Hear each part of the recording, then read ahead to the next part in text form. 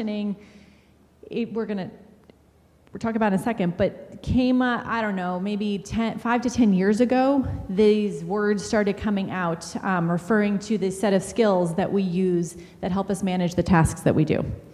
And what's happened is in our acknowledgement of neurodiversity, of all the different ways that people are learning and the different ways that brains are working, we're recognizing that a lot of what especially kids are missing are these skills, these executive function skills that are helping them to actually learn. So they might not be struggling necessarily with the math itself or with how to write, but they might be struggling with how to start a task, how to do something that is hard, that is overwhelming, that is new. And these are all executive function skills. But we, throughout our lives, use these skills all the time. So today I'm hoping to talk, the plan is to talk a little bit about how it applies in terms of neurodiversity, but then also the strategies that are gonna hopefully help all of us or our households, or those that you maybe see on a regular basis. So you're using a term I'm not familiar with, neurodiversity. So thank you. Please ask, because yes, so neurodiversity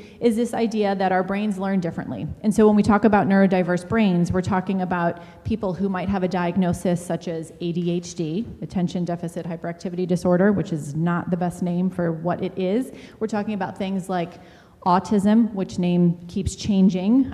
Just a few weeks ago I think it was the Washington Post, they had an article about autism and how we now have 4 different types, potentially.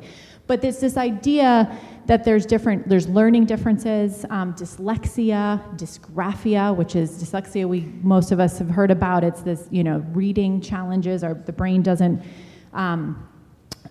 read in the same way that neurotypical, another probably new word, neurotypical brain works, yep. Dysgraphia is the math version of that sometimes numbers and calculations can be difficult in certain brains. So it's this idea that different brains work differently and that we need to be aware of that because it affects how people function.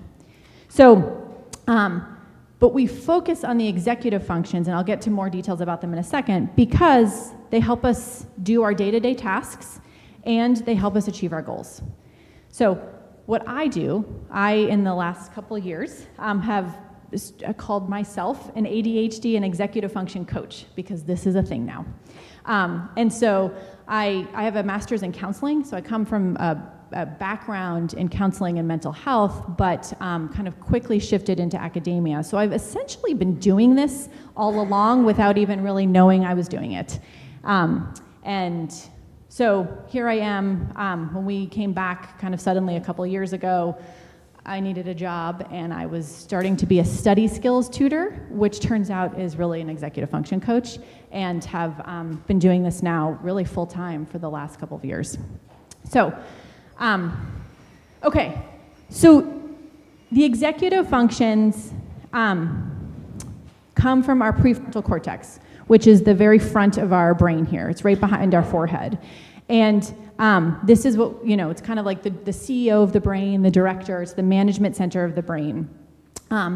It develops primarily in adolescence, but it is not finished developing until 25, 26, 27 years old. Sometimes even closer to 30. It tends to be a little bit later in men. And our ADHD brains do mature more slowly, so that can be a little bit later delayed as well. So what that means is that if you think back to your 20s, there may have been a point in time where you suddenly were able to do things more easily that you weren't able to do perhaps as a teenager. I don't think I even told you this, Matt. It's kind of fun to have you here because I actually talk often about you, but now I have to be careful because you're sitting here and people know who you are.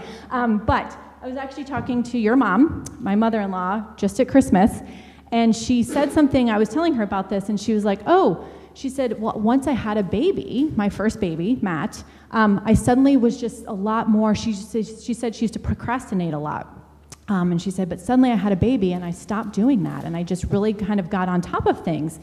And I said, Linda, how old were you when you had Matt? And she said, 24, almost 25. And I said, well, I'm sure the baby helped. It changes our lives, and we do have to get on top of things. But your prefrontal cortex also finished developing right at about that same time.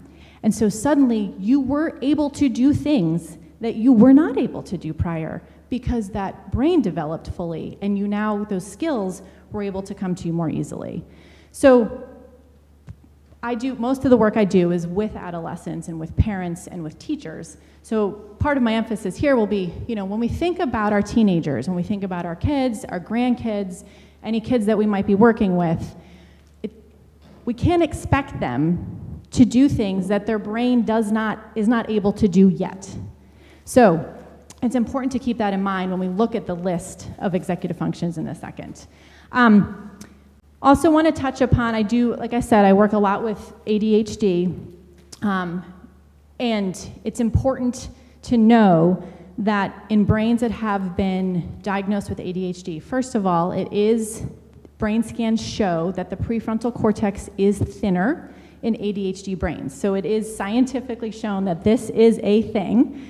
And because of that, these executive function delays these executive functions and their growth can be delayed 3, 4, 5 years. So if you know a child who is going into 9th grade and just recently turned 14 and has ADHD, he or she is showing up to the first day of high school with the executive function skills of a 5th or 6th grader, potentially. That is significant. So when we are looking at our kids and our grandkids, it's important to know that some of these things are not where we expect them to be when we look at them physically. And as a result, maybe need to work with them a little bit differently. So the executive functions, if you go home and Google search executive functions, you're going to get a plethora of websites, and they're all going to have a slightly different list of what the executive functions actually are. But they include, overall, they're going to include these things: planning and organizing, prioritizing, time management, task initiation and task transition. This is kind of a big one. This idea of getting started on something can be very hard for a lot of us, and at different points in time for any of us. Task transition is a big one that's coming out nowadays that we talk a lot about, especially with our screens, because our screens really pull our attention away. And again, with our kids or any of us, when there's something, a preferred activity, more of these words, preferred activity, in front of us on the screen, transitioning to something that is less exciting, less interesting, is really difficult and requires skills. And these are the executive function skills. Working memory. I like to think of the working memory as remember kind of early computer word processing days, we had the little icon that was the scissors for cut, and it had a little clipboard. When you cut something, it went to the clipboard, and then it had the copy, the little sign. So that clipboard concept is kind of like our working memory. We have a short-term memory, we have a long-term memory, and we have this working memory. The working memory is where we store information that we need to then get back to again and perhaps manipulate or analyze in a different way. That is our working memory. And it falls under the executive functions as well. Impulse control, this is a big one, especially when we think about kids, especially when we think about adolescents. Even your average adolescent, their impulse control is not fully formed yet. Their ability to make decisions, to do some thinking and decision making prior to taking action, not always there, not always developed. Emotion regulation, another big one. Emotion regulation is an executive function skill. We'll talk a little bit more about that one today. Attention, self-monitoring, this is also called metacognition. It's this idea of being aware of our thoughts and being able to think about our thoughts. Kind of goes along with that impulse control, that ability to know what we're thinking and react and make decisions appropriately based on those thoughts. And then also flexible thinking. So being able to shift, you all may know people or may be that person that I'm kind of this way, that needs, have gotten better over time, but when the plan shifts, it can be hard. Mental preparation, we've got with Cooper, we need to make sure that he knows days in advance when we're doing something, and then he's good to go. Throw it upon him last minute, Not an easy thing. So flexible thinking is another executive function. Any questions about this list? Okay, so why are we focusing on executive function? Why are these coming up so much now? Because these skills are what help us to achieve our goals. And so again, I tend to work with students, but when it comes to academic success, but we're even talking in work, in your household, and when we are feeling good about when things are easier for us to do, when tasks are easy to accomplish and we're getting them done, we tend to feel better about ourselves, right? Think about those days where you've had just like a really productive day. How do you feel? Pretty good. So it's connected to our mental well-being. And then again, for our younger people, these executive function skills are what help them to become independent. What's important to know is that they are life skills. So when I work with my kids, we might be talking about writing an essay or getting their room clean. It's the same skills that they're going to use later in life in starting something that they need to get done for work, or self-advocating, how maybe it's right now with a teacher, but later on it's with a supervisor. It's the same life skills that start when we are younger and develop and are needed as we become adults. Okay, the other thing that's really important to understand is that executive function skills are not related to intelligence. So we all may know some really, really bright people out there who might struggle with organization, might struggle with time management. They are unrelated. So it's really their skill deficits. And this is why, when I do this in schools, we have kids that are super smart. They know the material. When they talk to you, it's very clear that they understand the content, and then they bomb the test. It's because there's other skills that are needed to do well on a test that they don't have yet. So this is where also when we talk about things like testing, it's not necessarily a good reflection of abilities and cognition. Okay, so just keeping in mind that it's a skill deficit. And all of us have these executive function skills. All of us have areas of strength and challenge within the executive function spectrum. Okay, so the first one we're going to talk about today is time. Time is really important. Time is the basis of a lot of what we do. There's this concept of time blindness that you may have heard about. Again, could be new words here. Time blindness often comes along with ADHD. So if you know someone who has ADHD or you have it yourself, this idea of time blindness could possibly be a factor as well. And what that means is that there's a difficulty perceiving the passage of time. So the concept of 10 minutes may feel very different to you depending on what's going on, and some people might not even have that concept of what 10 minutes actually is, what actually feels like. And as a result, they have difficulty managing time. So with ADHD brains, we talk about now and not now. Those are kind of like the two time sectors we're looking into, is now and not now. But what's happened is, in our digital world, most clocks now, I've gone into high schools, I've done trainings at high schools, and you look around the classroom, and they're all digital clocks. We've moved away from the analog clock. This is your first tip of the day.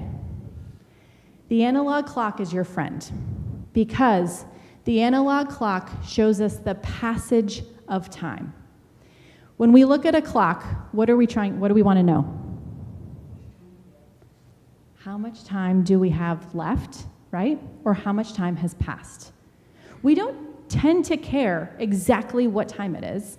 We tend to care what time it is in relation to how much time we have left or how much time has passed. It's pretty rare that we look at a clock just to casually know exactly what time it is. There's almost always that other factor in there. When we look at a digital clock, what do we have to do to answer that question? Yes, we have to do mental math. Now, time math over time is something that we get good at and we get quick at, but we have to do time math nonetheless. When we look at our friend the analog clock, it shows us that It shows, it gives an actual visual of the passage of time. So if we have something at noon, we can glance at this and know that we have this long until we need to do our thing at noon. This long means something to our brains. And if it doesn't, the more you use this, it can. So we can learn, we can teach our brains what this feels like. So analog clocks are really helpful. A couple years ago, I started putting them around the house, and Matt was there. I think it was like the one in the bedroom, and you were like, really? And then I'm again throwing you in the bus here, but a week or two later, you came to me and you're like, actually, it's been really helpful because you can do a quick glance. And even our kids live in a digital world, right? They learn about this for about 2 weeks in second grade, and then very rarely again, unless a teacher has decided it's important, which in all the things that they have to learn, this tends to go by the wayside because they all have clocks in their pockets, on their phones, on their computers. And so again, they are looking at digital time. They do not get this gift of the visual of passage of time. So if you've got kids in your life that are struggling with getting out the door on time, one of the things you can do with an analog clock is you can adorn it. This is, so in our household, towards the beginning of school, what you can do is like, okay, you need to be out the door by 4:15 to catch your bus on time. This is your color. Brother, you need to be out the door, at 5 to get to the bus on time.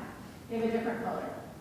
You can start to adorn your clock based on people, based on activities, and be able to have these visual clues. Our brain often does very well with visual clues. So you can start to adorn your clock to understand better how much time you have,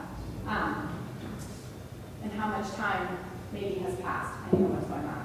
So, analog clock. Keep as many analog clocks in your world as you can. I, have an Apple Watch, but the face is actually an analog clock. Another tool that I love is this time timer. Another thing that shows the passage of time. And so we can, it's what I had in coffee hour, we can set this and it shows a visual countdown. So our kids are pretty good at, hey Alexa, set a 10-minute timer, right? I don't know, we do it at home all the time. I don't know if you, or just put a timer on your phone. What happens is we set the timer and then we forget about it until it goes off. Well, once again, we don't have that mental preparation of how much time exactly we have left. These visual timers can be really helpful. These also can be very helpful in terms of task initiation. If you're having trouble getting started on something or being able to focus on something, you can give yourself a 10-minute window to work and then take a break. These time timers can be, again, very, very helpful. I use them at work. I'm like, when I'm sitting down, I'm like, okay, this email is not allowed to take more than 10 minutes. And so I will set this, and I've got this kind of on the corner of my eye, like this, there's no reason that this task needs to take me more than 10 minutes. And so I've got this visual that keeps me on track. So this is called a time timer. They all come in different sizes, different shapes. So this is another just little analog clock that when I meet with kids in person, I bring these things with me, and we have them out in our sessions.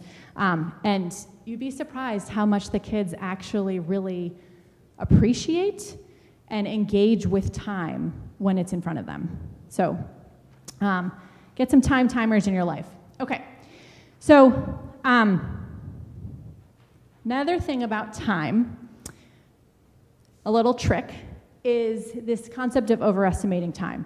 So if it's Saturday morning, you've got a bunch of errands to run, and you think it's going to take you about an hour. You go, you leave, you come back. It took an hour and 15 minutes by the time you get home. How do you feel? Thought it was going to take an hour, get home, it took an hour and 15 minutes. I would Oh, all right, maybe it took an hour and a half. But we feel a little frustrated, right? When things take longer than we expect them to, we feel frustrated. We feel a little defeated, and now a little less likely to go on to the next thing or do so begrudgingly. Okay, rewind. You have errands to run. You think it's going to take an hour, but you give yourself an hour and a half. And now it takes an hour and 15 minutes, same errands, same amount of time. But how do we feel? Yeah, hey, check that out. That was quicker than I thought. Look, I have 15 minutes of bonus time. Did anything change? The only thing that changed was our mindset. It was a mindset shift. A lot of what we do for ourselves is how we think about it, right? So when we think about that executive function of time, some of the skills that we can use is to actually just change how we think about time. And this is all that planning and preparing. How can we prepare to make ourselves feel better about time? We can overestimate. So anytime I'm working with my students and they're like, moaning and groaning about work they have to do, well, let's map it out. How long do you think it's going to take? All right, let's overestimate. Because what it does is it builds momentum. If we are going faster than we think we are, or we at least have enough time to get done what we need to do, we're that much more likely to move on more easily. There's that task transition. There's that task initiation. Move on to the next thing. So it helps us build momentum. A lot of people like to talk about motivation. When I start working with new families, they're always talking about motivation with their kids. I really don't like that M word as much as I like the momentum word. Because what we need to build in our lives, in their lives, is this idea of momentum. Think about that productive day, right? What has helped you? What has helped that become a productive day? Probably the fact that you're getting things done and you still feel like you have more time to do them. So again, it's that mindset shift. Sometimes it's not about what we do, but how we do it and how we think about it. Okay, moving on to attention. Attention is another executive function. It is one that is being greatly challenged in today's digital world, right? Our attention, our ability to focus has gone down drastically just across humanity in, frankly, the last couple of years because of these devices that are in front of us. So attention is something that we talk a lot about. One thing I like to talk about with attention is this idea of a primary and a secondary focus. So when we focus, we use certain body parts to focus. Obviously our brain, right? We use our brain. What else do we use? What other body parts do we use to focus at any given time? Eyes, ears. Thank you, Holly. She's miming to me. What else do we, eyes and ears, two big ones. What else do we sometimes use to focus? Your mouth for talking, absolutely, yep.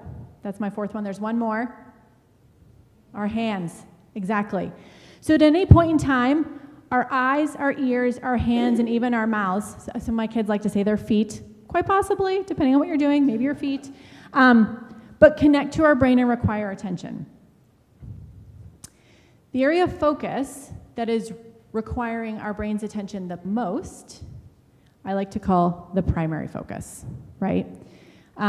And then other times, there are a lot of times that we are able to then also have a secondary focus. So perhaps, I got it louder. Our primary focus is the body part or body parts that we are using that are primarily connected to the brain, and then we have a secondary focus. So think of this example. When you're driving to church, you come here a lot, you know where this place is. When you're driving, are you able to have a conversation on the phone? You're not looking at the phone, but you can you listen to a podcast or listen to the radio or listen to something? Can you listen to a book on tape? Sometimes it actually helps us. So I find I get to places, particularly with a telephone call, I get to my destination and I have no earthly idea how to do it. It's scary. Because you've been on, but what happens, Mariah, when there's a thunderstorm? Or when traffic gets bad, or you don't know where you're going? You do. Or you are listening to something and you're like, I didn't catch any of the last 10 minutes because what happened to your focus? Yep. So when we are driving, the driving itself is often our secondary focus, right? Our hands are on the steering wheel, our eyes are on the road. So they're engaged, they're focused. But what is our brain attached to primarily? The phone call, the podcast, the whatever. There are a lot of times in life where we are able to have a primary focus and a secondary focus, but those will shift. When we need to focus primarily on the road and where we're going, our brain does that, and suddenly they flip-flop. So what's important to know here, two things. One, focus and attention can look different than we sometimes expect it to. Anyone dealt with a child who's running around and bouncing out? Joanna just left, but I know her answer is yes. Running around, bouncing off the walls, but then when you ask them a question, they know exactly what you just said to them. Turns out they are actually quite focused, and that movement perhaps has helped them to focus. So this comes up a lot in school. Teachers are starting to understand that kids can be focused even though they're not making eye contact. That eye contact, our eyes are not necessary for focus, right? When we're driving, where are our eyes? On the road. But where's our primary focus? Most of the time, when we know where we're going and it's not thunderstorming, on our ears, on our mouths if we're having conversation. You got someone in the car next to you. You can have a deep conversation while you're driving. So attention can look different for different people. This goes back to that neurodiversity. For some people, their brains actually do a lot better without traditional focus and attention strategies that we would often think about in terms of eye contact and listening. And so another thing that's important to know is that this concept of movement can actually be a really helpful secondary focus. So whether it's for you or for someone you know, especially our younger people, the ability to move and get some sort of movement in can actually help us to focus better. So we've got things, you've probably, the fidgets. I've got my package of fidgets here. Things that allow our bodies to move. Will you open that for me, Hal, please? That allow our bodies to move while we're focusing can actually be really helpful. Thank you. So we've got different fidgets here, things that you can squeeze, things that you can manipulate. Again, we're keeping our body moving, which actually helps to engage the brain better to be able to have a better primary focus. So that's the idea of a fidget. People get concerned about fidgets in kids, and the important thing to know is that if a fidget remains a secondary focus, it's a fidget. If it becomes the primary focus, it's a toy. And so we don't want to be, if you recognize that it's becoming a toy, then we need to try something different. But it's remarkable sometimes what movement can do. I have a friend who paces her living room while she reads. I could never do that. That's not how I would be able to focus on a book. I'd be looking all over the place. But for her, she is much better off reading and being able to focus on reading while her body is moving back and forth in her living room. So movement can be really helpful. This one is really important. And again, especially with our young people. I've yet to have one of them give me an argument that I'm bought into when this is not the case. But our screens almost always hijack our primary focus. Whip out that screen, have a screen in the room, it's almost always going to become the primary focus. So screens can be helpful, and they can provide different tools, but they almost always hijack our primary focus. And you may know, we've all witnessed that, whether it's ourselves pulling something out and then suddenly it's like, wait, I'm sorry, what were you saying? Or you're talking to somebody else and they pull out their screen or they get an email or whatever. They hijack our primary focus. So it's an important thing to keep in mind. Alex, Yes. can aging impact the primary and secondary focus, whether or not you can still have a primary and secondary focus? doing something, and maybe I'm cooking dinner, following a recipe, and doing the laundry at the same time.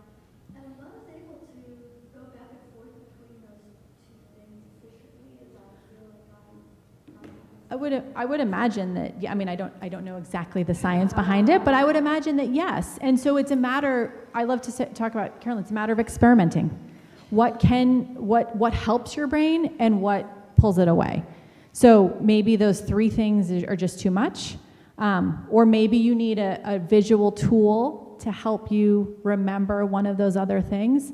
But yes, but it's also sometimes related to our levels of stress, to our levels of exhaustion, and all the other things that are going on in our brain. Our ability to focus, changes with that as well. Yeah, Mariah.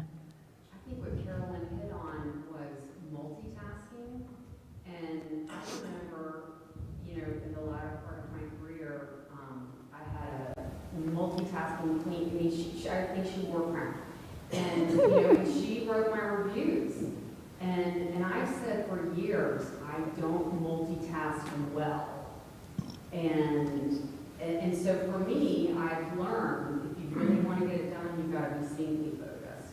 I know that's not always possible, but I think multitasking is essential. Well, and notice, I'm glad you guys brought this up, because notice there's a lot less talk about multitasking these days, right? Because we're starting to understand that, yes, it is not actually possible for us to truly primarily focus on two things at once. We are pressured for time. And so if we shift into this idea of a primary focus and a secondary focus, if something can be our secondary focus, great. For those of you who are, our knitters and our crocheters and stuff, your eyes and hands can absolutely be knitting and crocheting sometimes, probably right now while you're sitting here listening to me, and you're maybe getting even more out of this because your hands are involved in that. So there are some things we can do, two things at once. But when it comes to a work activity, no, you can't write an email and listen to a meeting at the same time, because they're both requiring our primary focus, and that's just not possible. So it's a matter of figuring out if something can be a secondary focus, and if not, no, one thing at a time. And then we do need to give it that full focus and attention and shift. So yeah, no, multitasking has become kind of a bad word. Yeah, Elaine. I was going to say, part of it is what our expectations are. Yes. I think too many times we expect more of ourselves than we should put on ourselves. Yes. And I love that. Just trying to do multitask. Yep. And do all those things at once. We should only have a primary and a secondary rather than a primary and three secondary. Right. No, absolutely. I love that. And that goes back to the time as well. I'm glad you brought that up, that expectation. A lot of it, that mindset shift I was talking about and the overestimating of time is also expectation management. How long realistically do we think this can take? And if we're not being realistic with ourselves, we're setting ourselves up for frustration. So it's really setting those expectations. Yeah, and Caroline, I think about cooking something, you've got the laundry downstairs, all these different things that can be happening simultaneously, but we need to also be aware of where that primary focus is at any point in time. Sandy? But isn't that also part of ADHD? ADHD? Because the ability to pay attention for certain periods of time.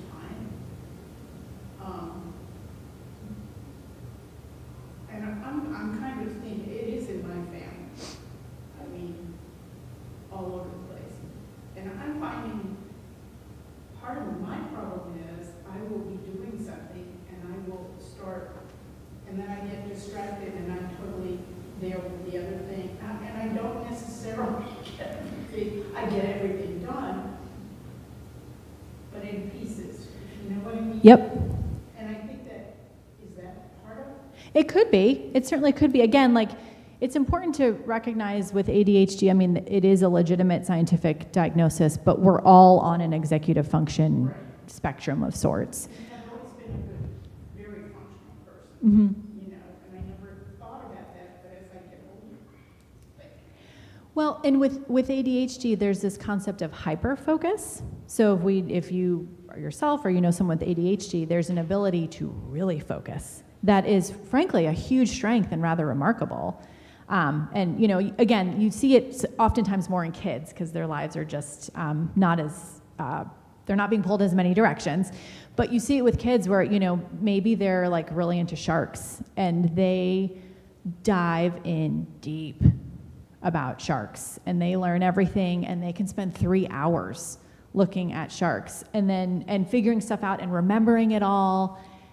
And then you go to ask them to do something else and it's like, what? You know, and so this ability to hyper-focus is very much an ADHD thing as well.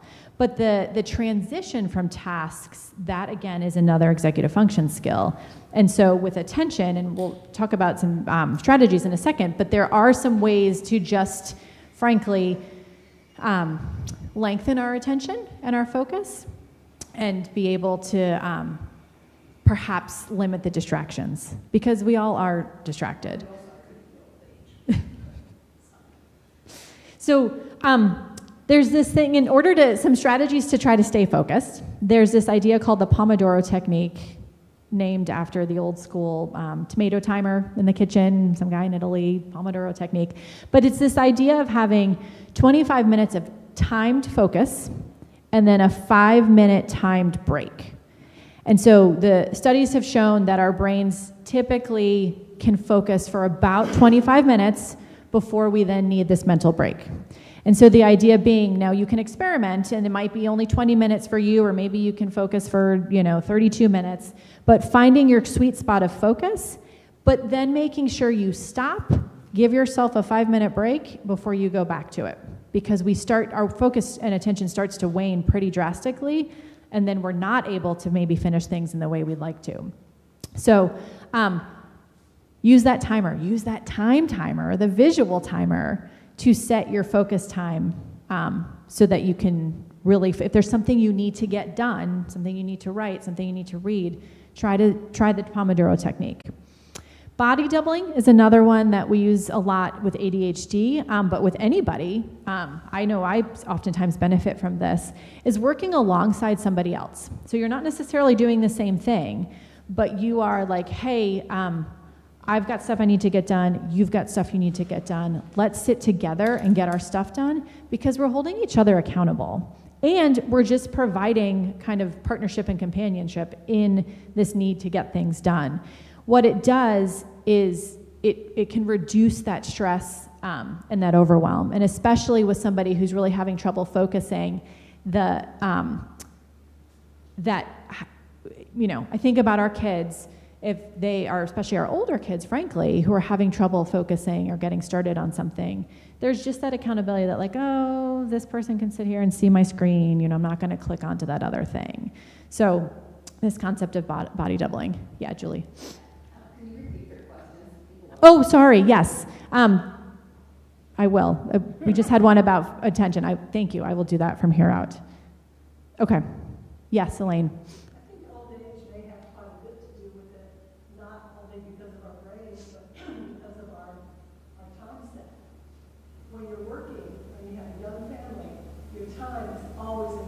Mm-hmm.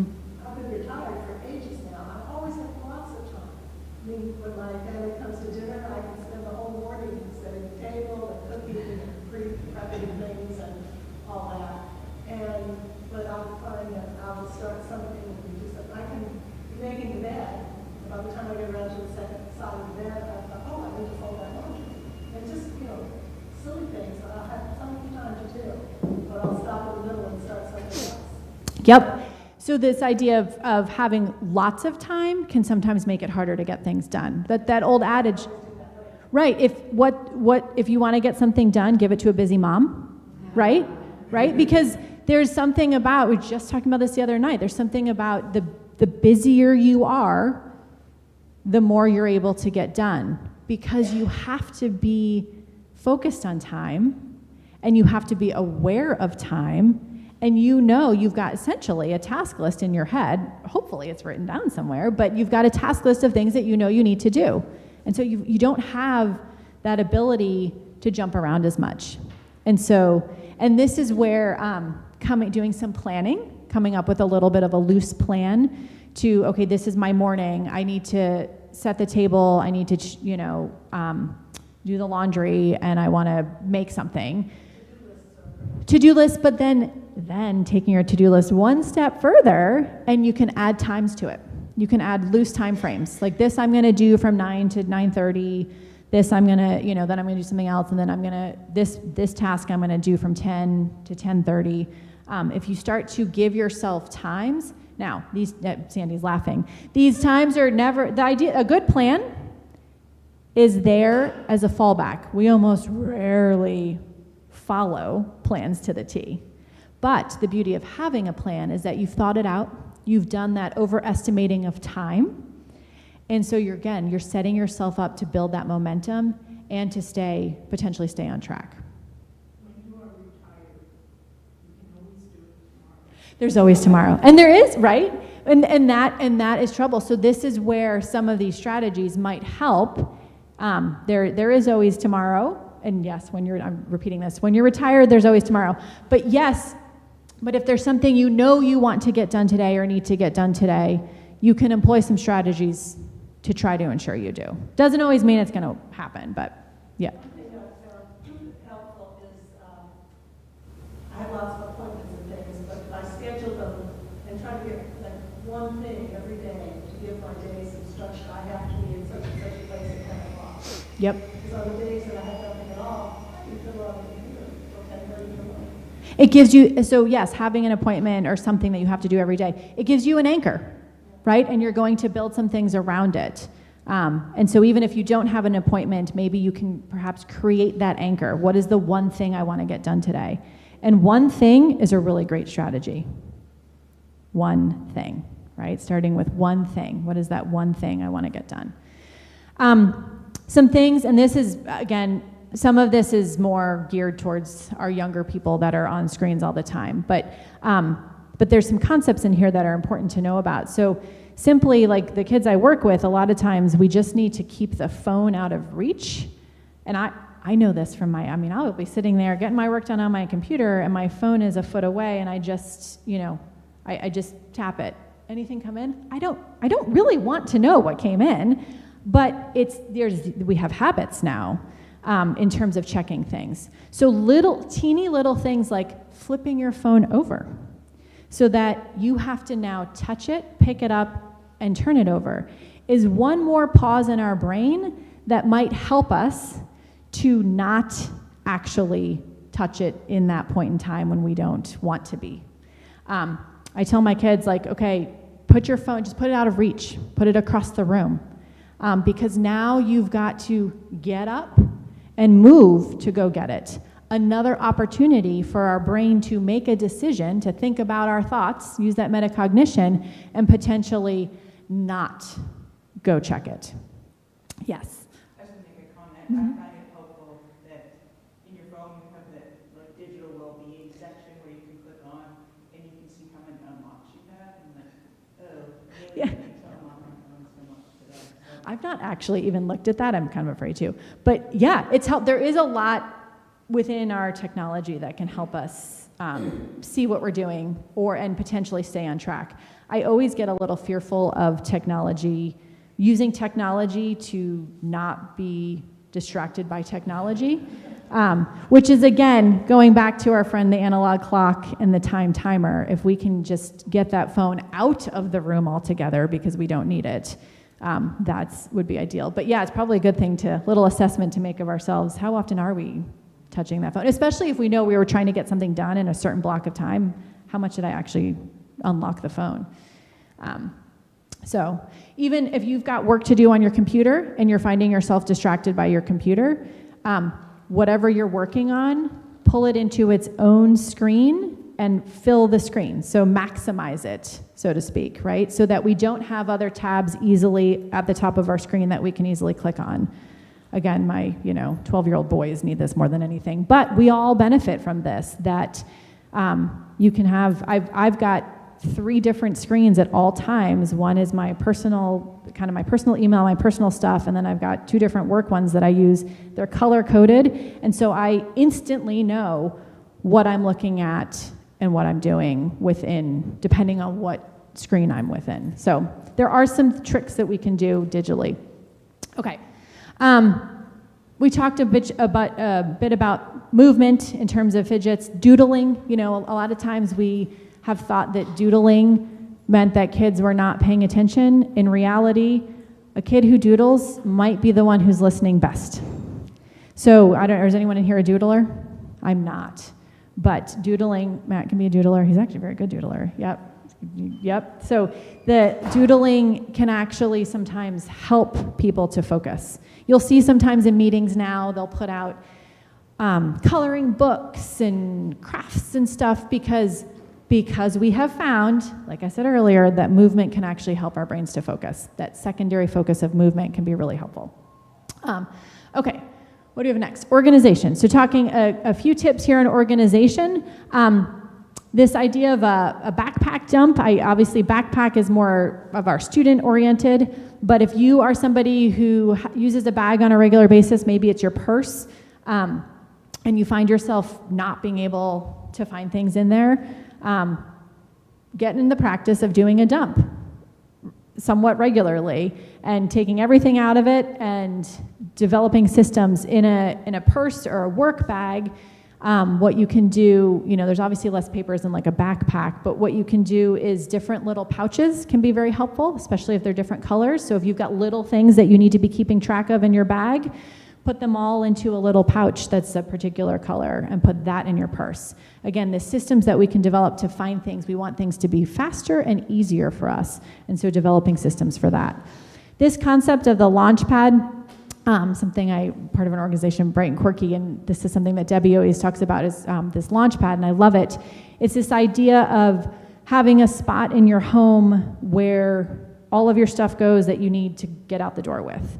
So again, I use this in the realm of students, but for any one of us, having an area, it could just be like the size of a little doormat, where your bag, whatever you need to bring to your appointment the next day, all of that would go there so that you're not going to forget it. Because what happens when we have an appointment and we're rushing out the door?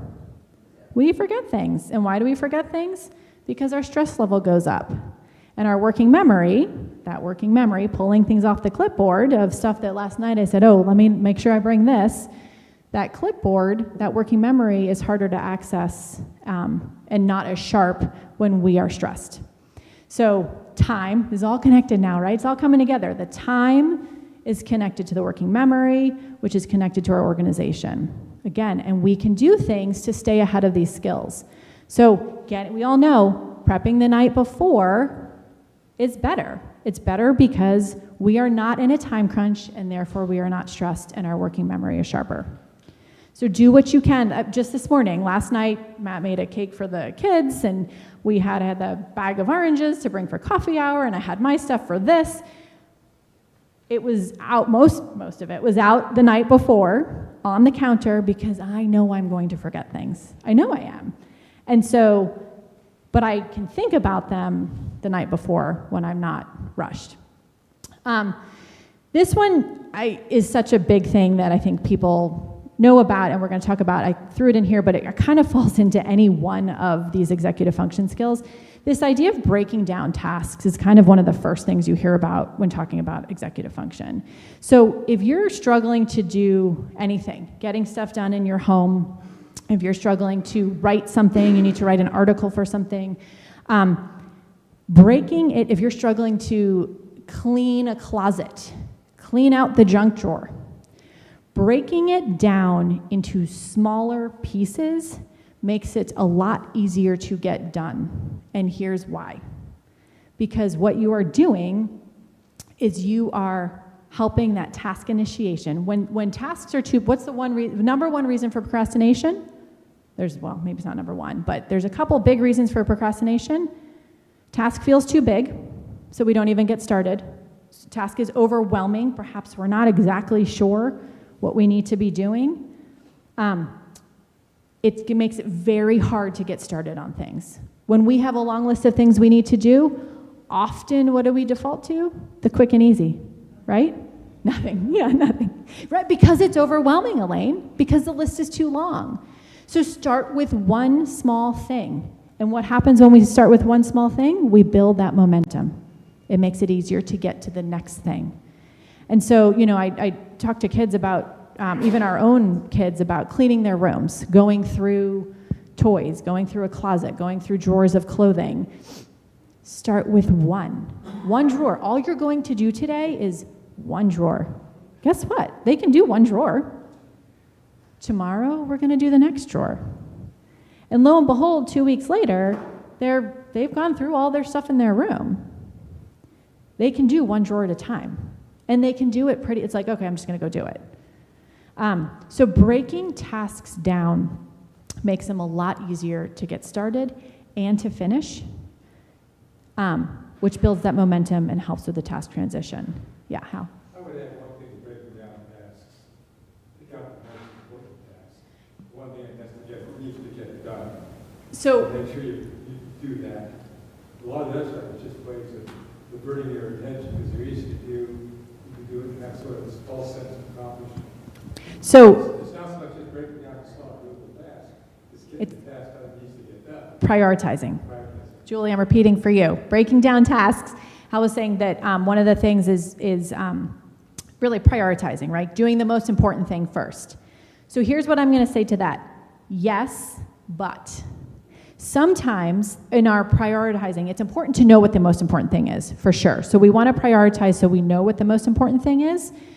But sometimes, if that most important thing is what's causing us the most overwhelm and feels the hardest to get started on, we might actually benefit by doing a few easy things first. Well, and this is where it's very personal. What works for one person does not work for another. When I work with my families, they're always like, oh, do you have a curriculum? I do not have a curriculum whatsoever because every kid I'm working with has different needs at that point in time. And so if it works for you to start the most important thing first, you absolutely should. And for you, that probably then builds momentum to do the rest of it because you've gotten the important thing out of the way. But some people might be so paralyzed by that most important thing that they might benefit from being able to do something smaller or easier. But the other answer to that is take that most important thing and break it down. So if you've got something that, I'm gonna roll into academics here, but let's say I work with students who's got their college essay. Most important thing, right? Very important thing. If you want to go to college. Let's say they want to go to college, they've got a college essay to write. It's this big, overwhelming thing that they've been hearing about for years and people are asking them about and all the things. Yes, it's important. What we need to do is we need to be able to help them get started on it because they're not going to just sit down and crank out a college essay. What they need to do is start the thinking process and come up with 5 stories just in your head. 5 different stories, and maybe ideally you write them down like 1 word for each story. You can make a little in your notes app on your phone. Again, I'm working with teenagers here, but start small. This is all you have to do this week for your college essay, is to think of making it smaller. 3 stories. Come up with 3 stories. We're starting, and now guess what we've done? We've gotten started on the college essay. And so a week later, we can step into the next piece. So yes, I think it's really important to prioritize another executive function, but also knowing how each of our brains work within those priorities. And when we have something big that is important and must get done, one of the best strategies is to break it down into smaller steps so that we can do it. Yeah, Lily. I was just going to say, that's one of the areas that if you have to lead it, if you can figure out the task and break them down to smaller issues, then you have a chance of disseminating those tasks to the people that other than you doing all of it, and they don't do anything. Absolutely. I love that. So Liam was saying when you lead a group, one of the best things, and you've got a big task, one of the best things you can do is break it down into smaller tasks that other people can now step into and we can come together. We've all been in groups where there's a lot of great ideas and big tasks, and then nothing ever gets started, right? So yes, if we can take this big idea and break it down into something, okay, for this month, from now until our next meeting, I want to get these 2 things done. Who can do them? We are now building momentum. That big project is now underway. We're much more likely to finish it. So, okay. Our last one for today that I wanted to talk about is this idea of emotion regulation, because this often gets, I think, overlooked as one of probably the most important executive function skills. So, and again, keeping in mind that I do work mostly with adolescents and parents and teachers dealing with adolescents, but this is really important for all of us in our relationships. Emotion regulation is an executive function skill. And so here's another buzzword for us, dysregulation, dysregulated. When we are dysregulated, meaning that we are not feeling calm, we are not feeling our regular selves, we are feeling either kind of amped up or down or frustrated or angry. Some of those, we have all these emotions. Some of those, they're not bad emotions, but they don't feel good emotions, right? When we are having those feelings, we are dysregulated. When we are dysregulated, a lot of our other executive function skills go offline. We are not able to access them or do them well, if at all. So things like attention, time management, working memory, all of this stuff takes a very far back seat when we are dysregulated. And so this is important to recognize that not only when we're dysregulated, but when those around us are dysregulated. When someone's frustrated, when someone's angry, when someone's upset, they are not going to be able to remember things well. They are not going to be able to be in a place to pay attention to you or whatever else they need to be paying attention to. So this, when you or the person you're with are dysregulated, this is not the time to try to work things out, is it? Nope. So when we're working, again, when I'm working with kids, when we're working with our own kids, when you're working with grandkids, when you're working with your spouse or partner, when you're working with a colleague, if you are frustrated or angry about something, you're not going to be able to accomplish the task at hand. So what do we need to do? Yeah, we need to go get regulated, right? We need to take a step away and get ourselves regulated so we now can access those executive function skills and be able to work through whatever it was that we needed to work through. So some strategies with this emotion regulation is to start to label those emotions in our heads, perhaps. Feeling really frustrated right now. Okay, feeling really frustrated is not the time to walk into the house and tell the household what they need to do, right? This is not probably going to end well because I'm fired up. So recognizing those emotions. If you're having an argument with somebody, this argument's not going to end well. You're dysregulated, they're probably dysregulated. Do we ever come to good conclusions in the middle of an argument? No, we do not. So what do we need to do? We need to step out of it, we need to get ourselves regulated, and then we need to go back to it. Or perhaps we don't. We might realize once we're regulated that we don't need to go back to it. The idea of co-regulation. Again, this is thinking about some of our young people. When you are with somebody who maybe has trouble or gets dysregulated often, one of the things that we can do is be in a place of calm with them, which will help them get calm. But when we are, when I think about like working with our kids, when they're fired up, what does it often do to you? Get you fired up, right?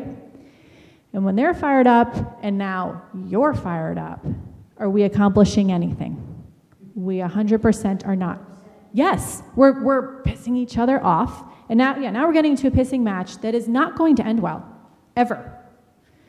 So what is one of the best things we can do if we're fired up? And again, I'll use our adolescents as an example. I need a break. Exactly. Step away. I need a break. Let's come back to this at a time that we're both feeling better about things, right? This emotion regulation really affects our executive function skills and our ability to accomplish all the rest of our goals. One of the things that's important to do is to recognize our triggers, recognize the patterns that might be happening. I work with a lot of kids who have trouble.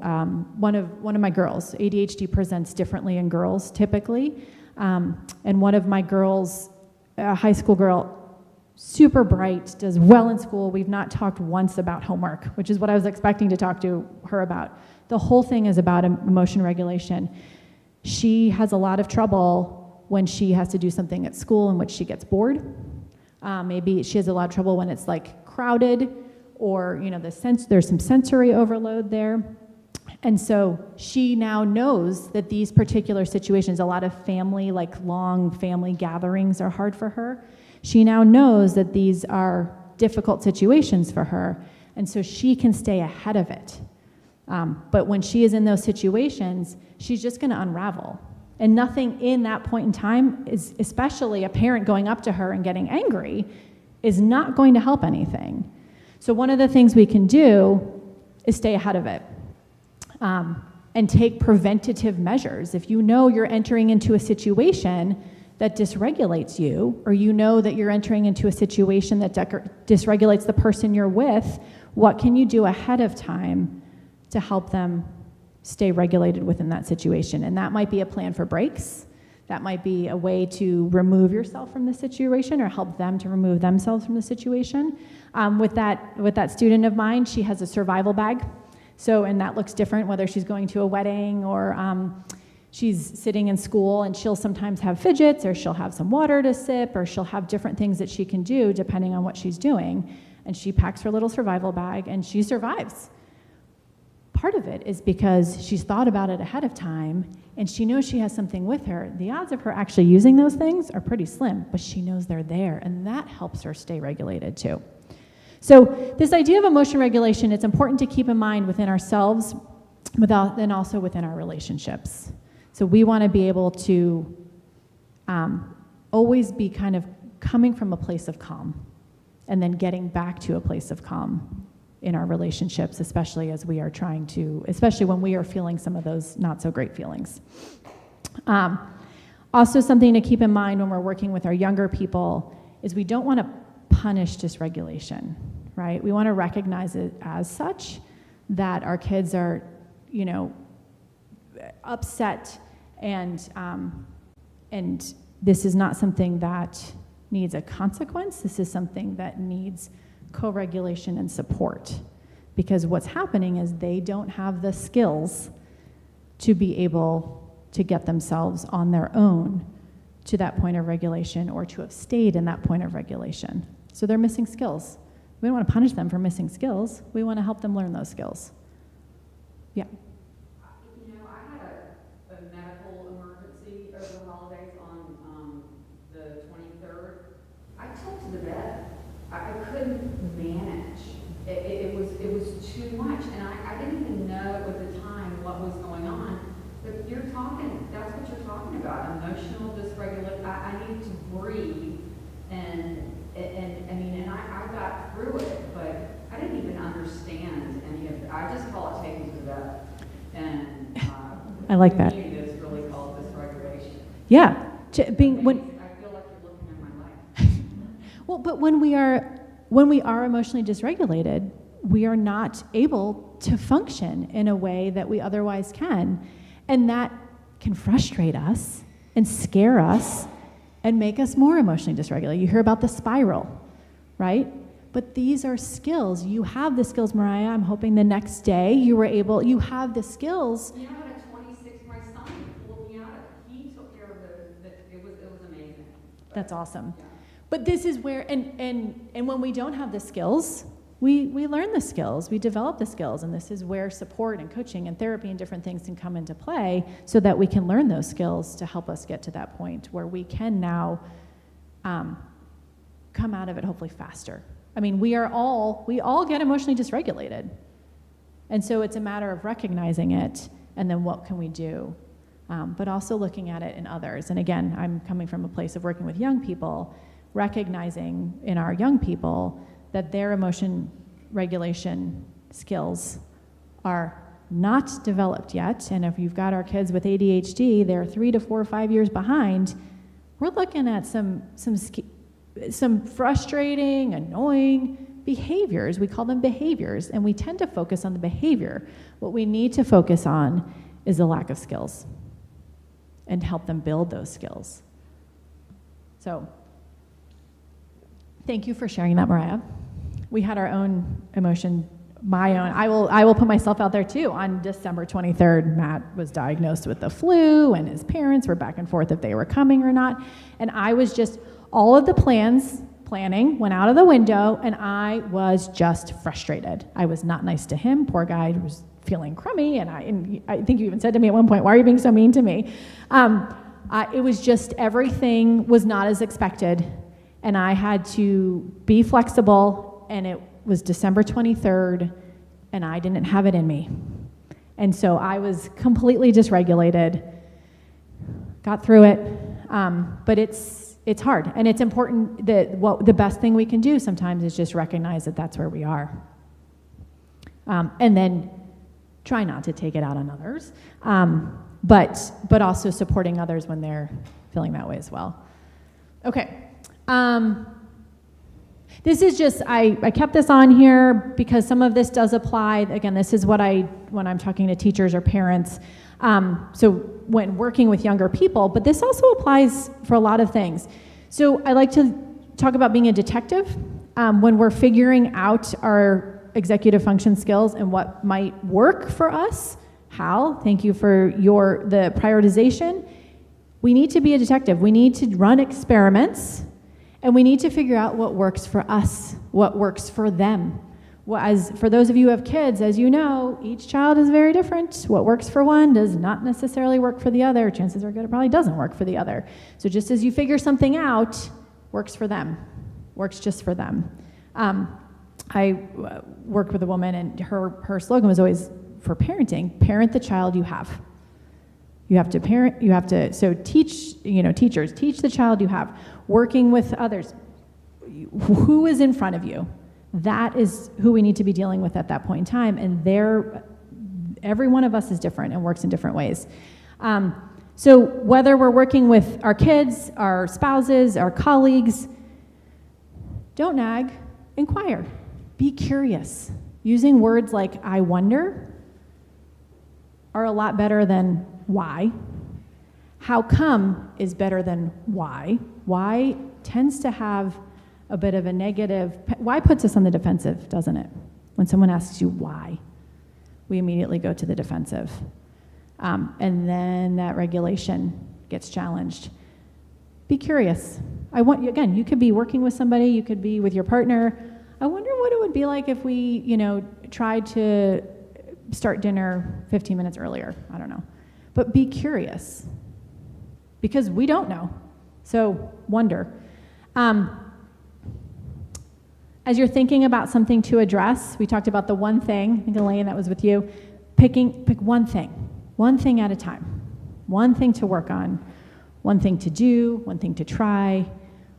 Talk about New Year's resolutions. There's all this media about New Year's resolutions and how they never stick because our goals are too lofty, and they don't make it past the first week or two of January.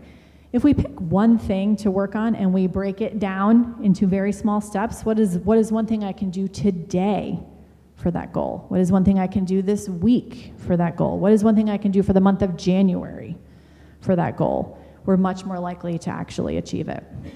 When we're working with others, give the why. Explain why you're asking for something, why you think we should do it this way, why I want to leave, at 9:30 for church this morning, as opposed to our normal rushing out the door at 10 of. Why, instead of just saying, "Hey, Charlie, we're leaving at 9:30, hey, Charlie, tomorrow morning I want to make sure we leave at 9:30 because we've got to get there to get ahead of this, that, and the other." When there's a why attached to what we're doing, people are much more likely to buy in and remember it and support you with it.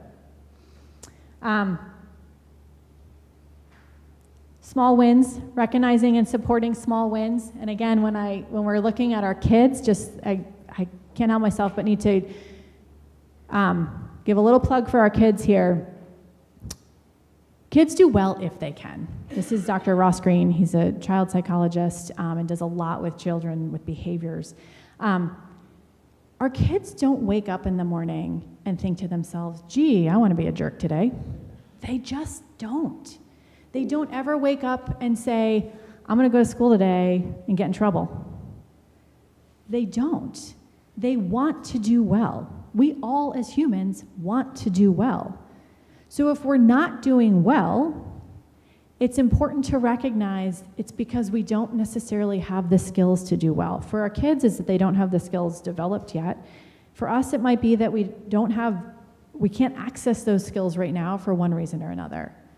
So again, we want to take that focus off the behavior and onto the lagging skills that we might be feeling at any point in time.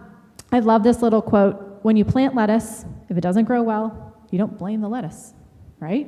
You look into the reasons it's not doing well. It may need fertilizer, maybe more water, maybe less sun, but we don't blame the lettuce for not growing well.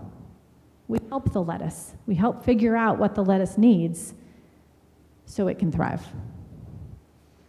Okay, I think that's it. That's it. Any questions? This is, as you can tell, there's a lot we can go on with executive function. Scratching the surface here. Hopefully you have a few little strategies that you could take home with you. Try one in the next couple of days. But any other questions? Oh, Julie. Why are you saying, instead of control, you rather use the word regulation? Is that the way that that's coming across? Control versus regulation. Yeah, I mean, it's our emotion. Yes, because our emotions are there. Rather, when you say you're out of control, you rather say you're deregulated. Yeah, our kids are starting to learn this language, this idea of regulation and dysregulation.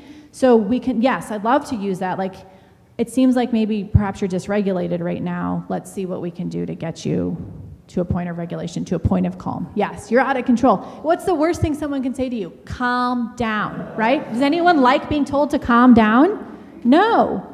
What? We all do. I mean, we all do. We default to it. But does it help? No. No one likes being told to calm down, right? Because again, we are dysregulated for a reason. And so what we need to do is figure out the why, and then be able to approach it as such. So, yeah. All right. Thank you. Thank you. Thank you for sticking around.